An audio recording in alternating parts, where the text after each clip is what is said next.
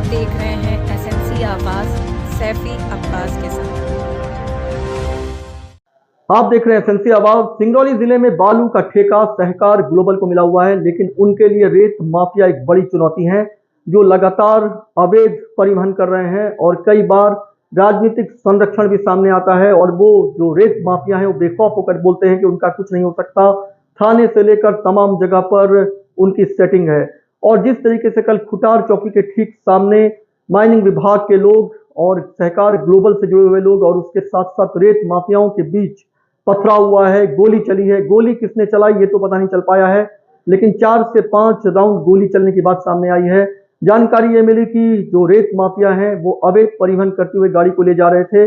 जब सहकार ग्लोबल से जुड़े हुए लोग और माइनिंग जो विभाग से जुड़े हुए लोग हैं, जब उन्होंने रोका तो उन्होंने पथराव शुरू कर दिया। कई गाड़ियों को माफियाओं ने तोड़ा है और ठीक खुटार चौकी के सामने जिस तरह की ये घटना घटी है ये बताती है कि जो रेत माफिया हैं उनको किसी का खौफ नहीं है और वो इस तरह से हमला करने से भी पीछे नहीं है।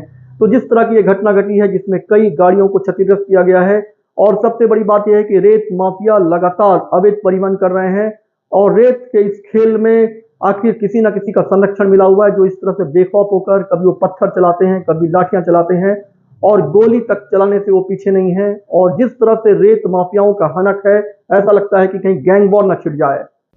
सिंगरौली ज़िले में रेत माफियाओं के हौसले काफ़ी बुलंद हैं। आप देख सकते हैं, ये आपको कई वाहन क्षतिग्रस्त दिखाई दे रहे होंगे।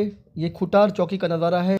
रात में माइनिंग विभाग के अधिकारी और उनकी टीम के द्वारा और सहकार ग्लोबल जिन्हें बालू का ठेका मिला है उनके द्वारा एक हाईवा को रोका गया जिसमें बालू लोड था। अवैध परिवहन हो रहे इस हाईवा को रोककर जब खुटार चौकी लेकर आया जा रहा था तो रेत माफियाओं ने हमला कर दिया और इस तरह से पत्थरबाजी की जिसमें कई वाहन क्षतिग्रस्त हो गए हैं। और ये उनके बुलंद हौसले को बताता है। जिस तरीके से लगातार बालू माफिया चुनौती बने हुए हैं, ऐसे में उन्हें किसी न किसी का तो संरक्षण मिला हुआ है। गोली चलने की बात भी सामने आ रही है। हालांकि पुलिस इसकी पुष्टि नहीं कर रही है, लेकिन रेत माफियाओं के बुलंद हौसले की वजह से लगातार इस तरह की घटना घट रही है। आज रात्रि करीब 2:30 से 3 बजे की बात है। Mining officer Singrauli routine checking हेतु चेकिंग के लिए निकले थे। जैसे ही बरगमा टोल के पास पहुंचे उसी दौरान सामने से एक हाईवा आता हुआ दिखा जो अवैध रेत से लोड था। तत्काल माइनिंग ऑफिसर और उनकी टीम के द्वारा उस हाईवे को जब्त किया गया और सुरक्षात खड़ा करने हेतु चौकी खुटार ला रहे थे। इसी दौरान कुछ लोग जो गाड़ियों से आए और हाईवा और माइनिंग ऑफिसर की गाड़ी को रोकने का प्रयास किया। जब ये लोग नहीं रुके तो उन्होंने जो है लाठी डंडों से माइनिंग ऑफिसर की गाड़ी पर कांच पर मारा जिससे कांच वगैरह फूटे हैं। इसी दौरान पुलिस को सूचना मिली। तत्काल पुलिस मौके पर पहुंची तो जो गाड़ियों से लोग आए थे वो भाग गए और अपनी 2 गाड़ी, एक बोलेरो और वेन्यू कार छोड़ करके गए हैं। तत्काल माइनिंग ऑफिसर की रिपोर्ट पर शासकीय कार्य में बाधा डालने एवं अन्य सुसंगत धाराओं में प्रथम सूचना रिपोर्ट पंजीबद्ध करके जांच की जा रही है और हाईवा को सुरक्षा थाने में खड़ा कराया गया है जिस पर माइनिंग ऑफिसर द्वारा विधिवत कार्रवाई की जा रही है। इसके अतिरिक्त गोली चलने फायरिंग की बात भी सामने आई थी, लेकिन जब चश्मदीद साक्षी माइनिंग ऑफिसर और अन्य लोगों से पूछताछ की गई तो इस प्रकार के तथ्य प्रथम दृष्टया नहीं पाए गए हैं। धन्यवाद।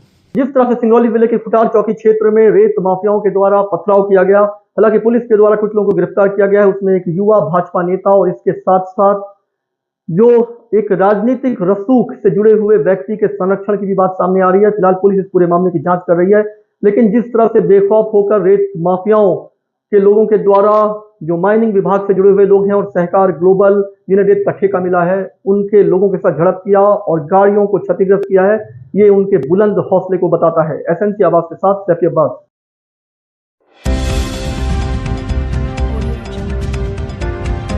आप देख रहे हैं एसएनसी आवाज सैफी अब्बास के साथ।